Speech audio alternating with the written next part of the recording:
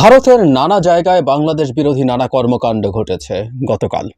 আমরা নিশ্চয়ই মন দিয়ে খেয়াল করেছি, কারণ এই মুহূর্তে ভারত বাংলাদেশের উপরে কি ধরনের চাপ তৈরি করতে চাইছে, কেন করতে চাইছে, আমাদের কি করা উচিত, এরকম নানা আলোচনায় আমরা যৌক্তিক কারণেই ব্যস্ত আছি। সবচেয়ে উল্লেখযোগ্য ঘটনাটি ছিল নিশ্চয়ই আগরতলা, ত্রিপুরার রাজধানীতে আমাদের সহকারী যে হাই কমিশন, তাতে ভারতের ওরা খুব উগ্রবাদী, আতঙ্কবাদী বলে, হিন্দু উগ্রবাদী এবং আতঙ্কবাদীদের হামলা, ভাঙচুর হয়েছে, পতাকা পুড়িয়ে ফেলা হয়েছে এবং আমাদের সভরেন জায়গা, একটা হাইকমিশন বা দূতাবাস এরকমই জায়গা, সেই হামলা হয়েছে। সেটা নিয়ে কথা বলেছি ইনস্ট্যান্টলি। এছাড়াও আরও বেশ কয়েকটা ঘটনা হয়েছে, আমরা একত্র করে একটু কথা বলতে চাই। শুধু সেখানেই না, একটা সিনক্রোনাইজড অ্যান্ড সিস্টেম্যাটিক, এই শব্দটা বাংলাদেশের হিন্দুদের ওপরে তথাকথিত অত্যাচার নিয়ে ভারত ব্যবহার করতে চায়, কিন্তু সিস্টেম্যাটিকলি তারা গতকাল অনেক কাজ করেছে রাদার বাংলাদেশের বিভিন্ন জায়গায় এক ধরনের উস্কানি দেওয়ার জন্য। মুম্বাইয়ে বাংলাদেশের উপকমিশনের সামনে বিশ্ব হিন্দু পরিষদের বিক্ষোভ, এখানে তারা অতটা কাছে যেতে পারেনি, ভাঙচুর করতে পারেনি। এছাড়াও ফেনীর বিলোনিয়া সীমান্তে ভারতীয়দের বাংলাদেশ বিরোধী বিক্ষোভ, বিজিবির প্রতিবাদ।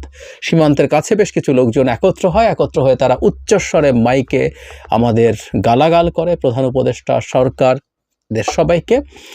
খুব বেশি মানুষ একত্র হয়েছে তা না, কিন্তু সেখানে এসেও তারা করেছে এবং আমাদের বিজিবি ওদের বিএসএফ এর কাছে এটা নিয়ে প্রতিবাদ জানিয়েছে। নিশ্চয়ই এটাই হওয়ার কথা।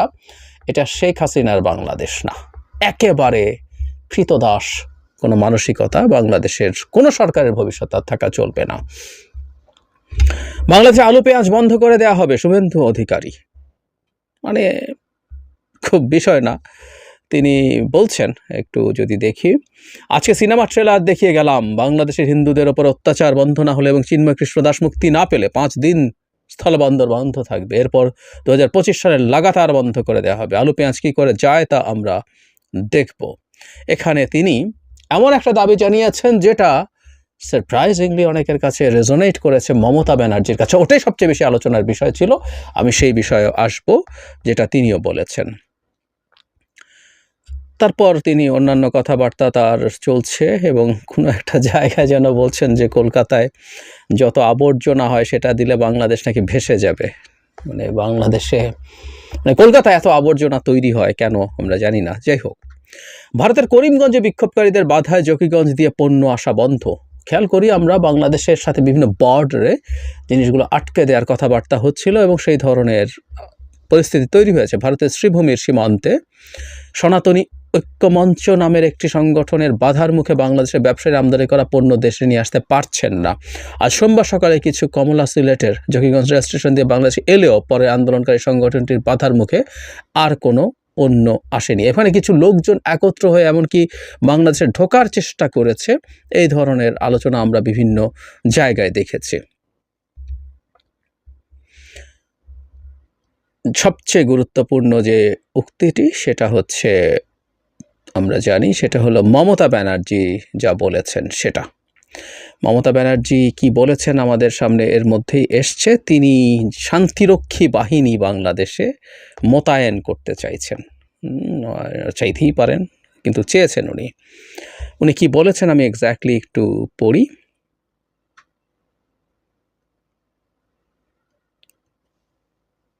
উনি ওনাদের পার্লামেন্টে রীতিমতো বিধানসভায় কথা বলেছেন। এখানে অনেক আলোচনা চলছে, সেটা হলো উনি কেন বলেছেন, কি বলেছেন এবং এটা কতটা প্রেডিক্টেবল, এই ধরনের কথাবার্তা বলছেন। কিন্তু আগে উনি কি বলেছেন সেটা একটু শুনতে চাই।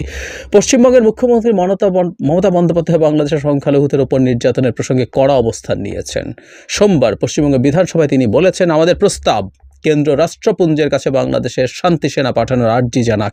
এ বিষয়ে লিখিত প্রস্তাবও তিনি কেন্দ্র সরকারকে দেবেন বলে জানিয়েছেন। অনেক কথাবার্তা বলছেন। তিনি বলছেন, গত 10 দিন ধরে দেখছি কেন্দ্রীয় সরকার চুপ করে আছে, তার দল রোজ মিছিল করছে, সীমান্ত বন্ধ করে দেওয়ার হুমকি দিচ্ছে, বলেছে সে খাবার দেবে না, এটা আমাদের এখতিয়ারের মধ্যে পড়ে না। আমরা চাই প্রধানমন্ত্রী বা পররাষ্ট্রমন্ত্রী কথা বলুন, 2 দেশ কথা বলুক, কিছু না হলে কেন্দ্র ভারতীয়দের ফেরাক, আমরা খাবার জোগাতে পারবো। আরও কিছু কথাবার্তা বলেছেন। এটা ইম্পর্টেন্ট না, যেটা জরুরি কথা সেটা হলো তিনি বাংলাদেশে শান্তিরক্ষী বাহিনীর আওয়াজ তুলেছেন। এই ব্যাপারটা নিয়েই কথা বলবো বেশি। এর মধ্যে একটা জিনিস একটু যোগ করে রাখা দরকার, সেটা হলো বাংলাদেশ খুব কঠোর স্টেটমেন্ট দিয়েছে ইয়ে নিয়ে, আমাদের আগরতলায় যে ঘটনা ঘটেছে সেটা নিয়ে, এবং এটাকে পূর্ব পরিকল্পিত বলছেন। ইট ওয়াজ এ ভেরি টাফ স্টেটমেন্ট। আমি এই স্টেটমেন্টটাকে যথেষ্ট সঠিক বলে মনে করি, এবং এটাকে পরিকল্পিত না বলার কোনো কারণ নেই। খুবই স্ট্রংলি কন্ডেম করেছেন এবং পূর্ব পরিকল্পিত বলা হয়েছে, কারণ কলকাতার ডেপুটি হাই কমিশনে ঘটনা ঘটার পরও আবার এখানে হলো, এবং যথেষ্ট প্রস্তুতি ছিল না, পুলিশ অ্যাকশনে যায়নি, এই সব কথাবার্তা ওখানে বলা আছে। সুতরাং বাংলাদেশের যে অসাধারণ ব্যাপারটা আমরা দীর্ঘদিন থেকে দেখছিলাম, সেই জিনিসটা আবারও দেখা গেল। এটা চমৎকার ব্যাপার। যাই হোক, আসি মমতা ব্যানার্জির কথায়। তিনি কেন বলেছেন, বা ভারতের চারপাশে যা হচ্ছে এটার ভবিষ্যৎ আমরা কি দেখব সেটা নিয়ে কথা বলি। মানে মমতা ব্যানার্জি যখন এটা বলছেন, আমি বলছিলাম যে শুভেন্দু যিনি আছেন বিজেপির প্রেসিডেন্ট পশ্চিমবঙ্গের, শুভেন্দুও মমতার এই কথাটাকেই আবার উল্লেখ করছেন। তিনিও চান এখানে জাতিসংঘের শান্তিরক্ষী আসুক। মানে আমরা তাহলে বরং এটা বলাই ভালো যে ভারত এত বড় দেশ, এত পাওয়ারফুল, এত বড় সুপার পাওয়ার, সো তারাই বাংলাদেশের সৈন্য পাঠাক, তাদের সৈন্য এসে আমাদেরকে একটু সাইজ টাইজ করে দিয়ে যাক। মানে মোদির খাতির আছে, মোদি যে ধরনের সরকার প্রধান, সেই পুতিন তো ইউক্রেনের সৈন্য পাঠিয়েছে, তো ভারত একটু পাঠাক, আমরা একটু দেখি। জাতিসংঘে ডাকতে হবে কেন? আর জাতিসংঘ যদি ডাকতে হয়, রাদার ভারতে জাতিসংঘের সৈন্য মোতায়েন হওয়া দরকার।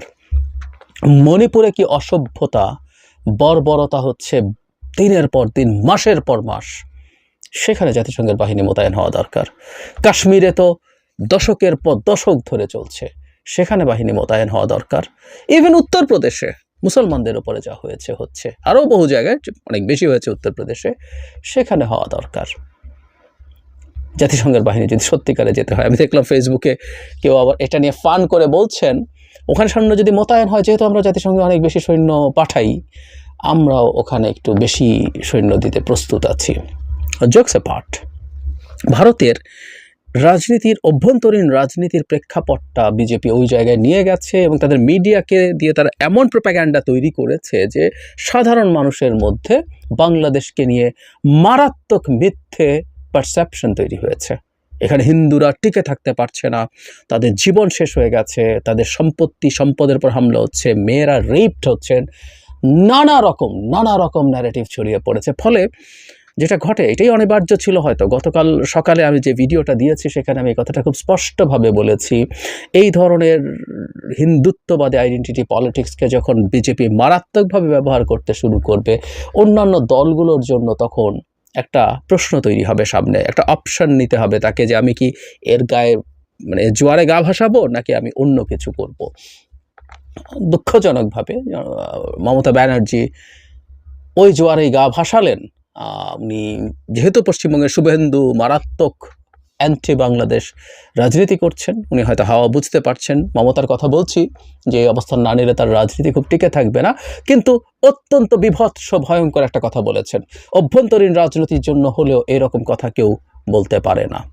রাইটলি আমাদের সবাই সব দিক থেকে কন্ডেম করেছে, এবং এসব ফালতু কথা যত বেশি বলা হবে, অনেকেই বলছেন, আমিও সঠিক মনে করি, এটা আমাদের মধ্যকার ঐক্য, আমাদের কিছু ঐক্যের মধ্যে চিড় দেখা যাচ্ছিল, এবং চিড়টা ওয়াইডেন্ড হচ্ছিল, সেই জায়গায় এসে এটা আবার নতুন করে ভালো পর্যায়ে যাবে। আমাদের ইন্টিগ্রিটি, আমাদের সলিডারিটি, এগুলো আরও বাড়বে, এটা অনেকেই বলছেন। কিন্তু একটা জিনিস সতর্কতা দরকার, ভারত তার সর্বোচ্চ চেষ্টা করে যাবে, উপায় নেই ভারতের, বিশেষ করে ভারতের ক্ষমতাসীন বিজেপি সরকারের।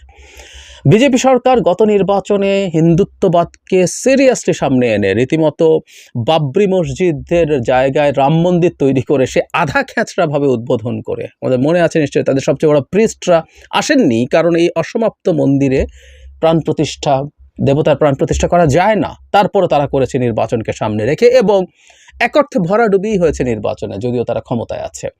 কিন্তু ভবিষ্যতেও তার রাজনীতি এটাই করতে হবে, কারণ এই রাজনীতি কাজ করছে না বলে বিজেপির পক্ষে আর ওয়েলফেয়ার বেসড রাজনীতি করা সম্ভব না। কারণ বিজেপি 10 বছর ক্ষমতায় আছে, আরও সেটা আগাচ্ছে।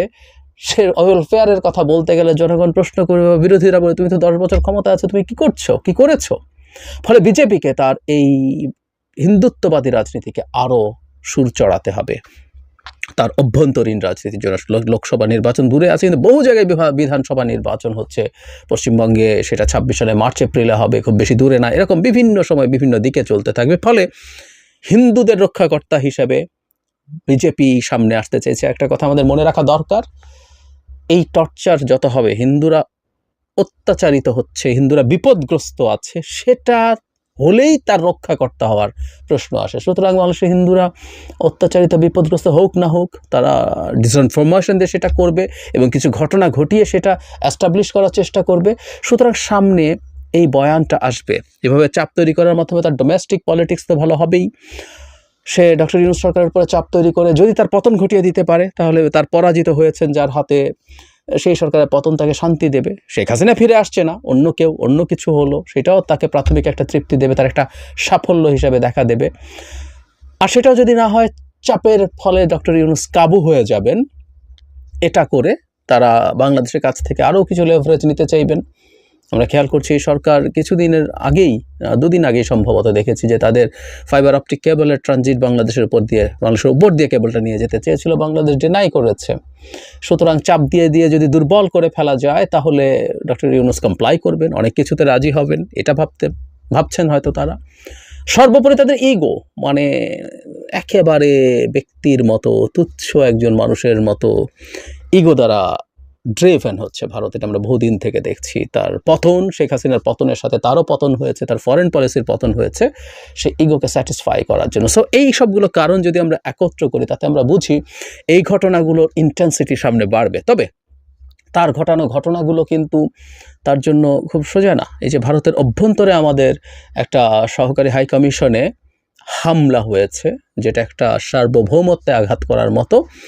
এটা ভারত যে কতটা উগ্রবাদী দেশ, কতটা মৌলবাদী দেশ, কতটা আতঙ্কবাদী ওরা বলে, সে আতঙ্কবাদী তারা, এইটা বলার মতো অস্ত্র আমাদের সামনে চলে এসছে। এত মহাপরাক্রমশালী ভারত প্রিভিয়াসলি একটা ডেপুটি হাই কমিশনে ঝুঁকি তৈরি হওয়ার পরও এখানে নিরাপত্তা দিতে ব্যর্থ হয়েছে। ফলে ভারত হিসেবে, রাষ্ট্র হিসেবে ভারতের ক্যাপেবিলিটিকে এটা প্রশ্ন করে।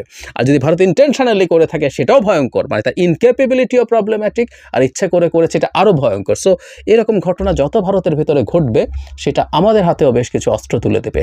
এই সময় আমাদের যেটা করতে হবে, সহ্য করতে হবে, ধৈর্য ধরতে হবে, একতাবদ্ধ থাকতে হবে। আমরা সবাই যেন একসাথে থাকি, একতাবদ্ধ থাকি, সরকারের পেছনে থাকি, সরকারকে সমর্থন করি।